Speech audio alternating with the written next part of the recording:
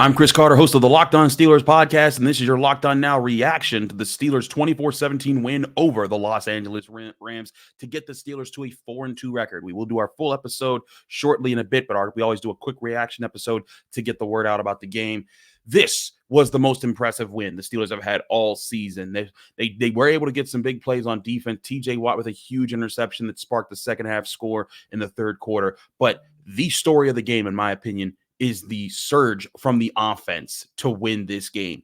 You have with the offense a struggling first half, but people pointed to the fourth quarter. It was really the entire second half. The Steelers had 5 drives in the second half. 3 of those drives resulted in touchdowns. One did result in a punt, but the last drive also resulted in them getting 2 first downs to close out the game. This was huge progress from the Steelers.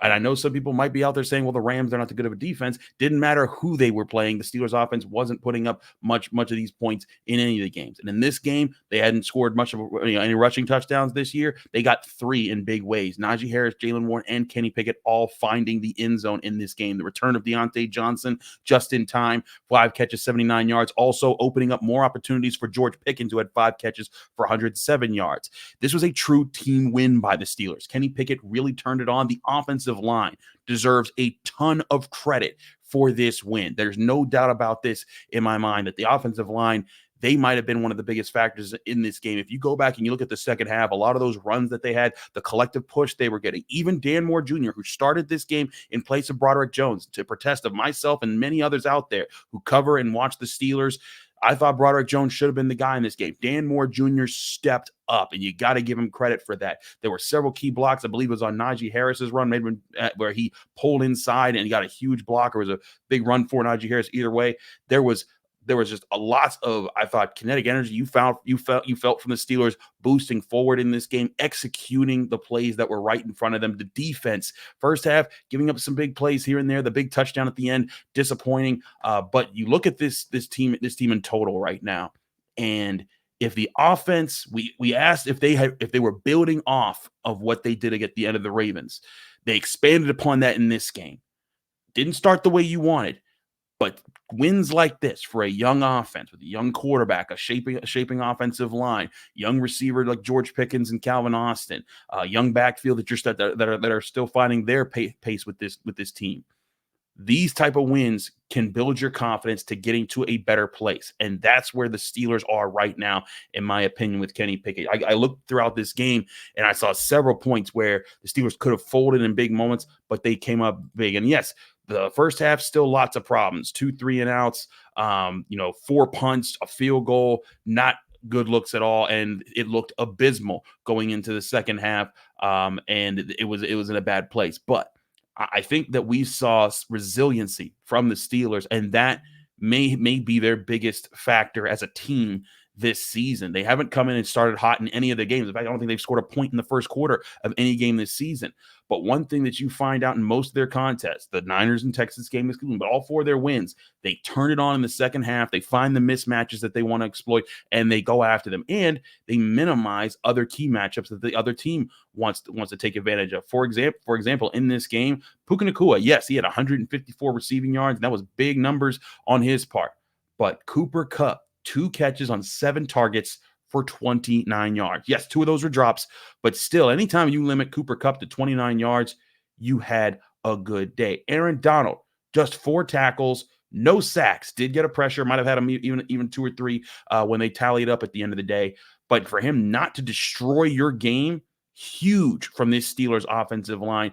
Game planning goes into executing that out, minimizing the best defensive tackle in the NFL, minimizing one of the best receivers in the NFL, and finding a way to win. And yes, this win is far from perfect. The Rams averaged way too much on the ground in this game. I'm looking at it here. It looks like they ran for 135 yards on 31 carries. That is a 4.4 yards average per carry. Not terrible, but not great. You want to be better. You want to be better than that, but still, I look at this and I see a Steelers team that is finding more ways to win. They were perfect 3 out of 3 in the red zone, 100% on that one.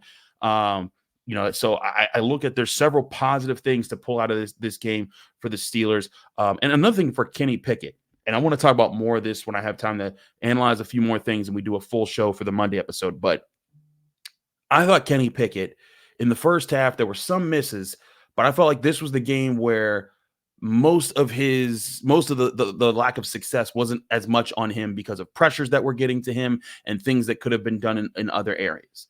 But in the second half, when he got his opportunities, he gave his guys chances.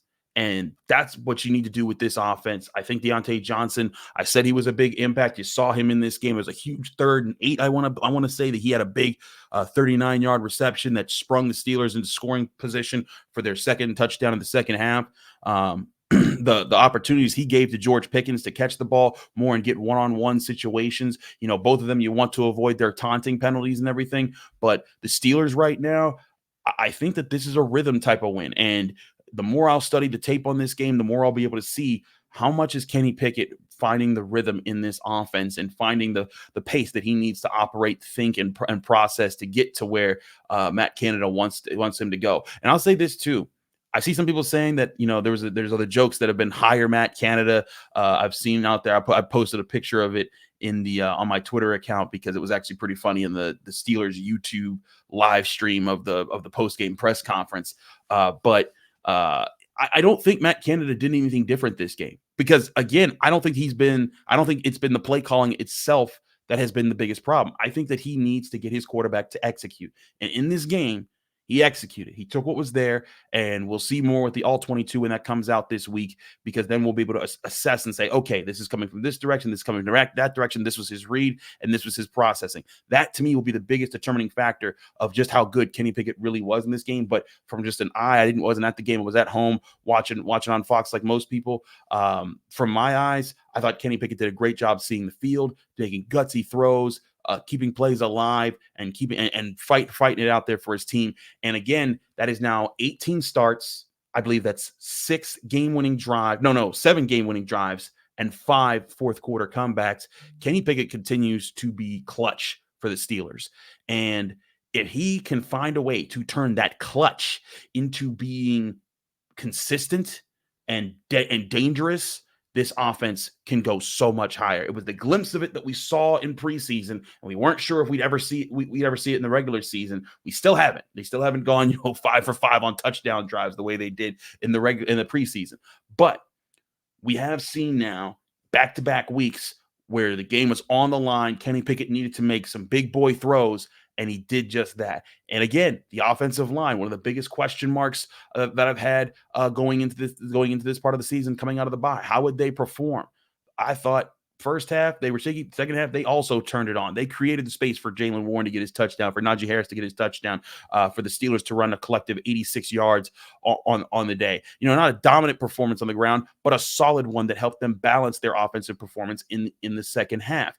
I thought they also protected Kenny Pickett fairly well in the second half. They did give up 2 sacks in the first half and some unnecessary pressures, but by and large, They fixed a lot of things, and they really turned it on, just like they did against the Ravens last week in the second half. If the Steelers start finding more of those answers sooner in football games, this is going to be a much better team. But even so, even while they haven't been a much better team right now, they are 4-2, and they're right behind the 5-2 Ravens, who laid a whooping on the Detroit Lions on Sunday. And if you're a Steelers fan, you should really like where the Steelers are at right now. Defense figuring things out, offense figuring things out. You get to play a Jaguars team that's pretty tough. They had a big win, 31-24 over the Saints just this past weekend. That's not going to mean he gave it home. But now you're in a position where you win that game, you're 5-2 with back-to-back wins against decent teams with decent quarterbacks. Go back-to-back, 3 wins in a row with decent teams with decent quarterbacks. You're starting to put it together that maybe you are that team that we thought they were in the preseason. Again, I'm Chris Carter on the Locked On Steelers podcast. You can find this show on your favorite podcasting apps and on YouTube. This is just the Locked On Now reaction where I just give my initial thoughts. I'm going to have a full breakdown, 3-segmented show here on the Locked On Steelers podcast very soon. Stay tuned. We'll have that episode out Sunday night here and then going into Monday so that you all have that for your Victory Monday episode. But again, thanks for tuning into the Locked On Steelers podcast. We'll see you on the full episode very soon right here.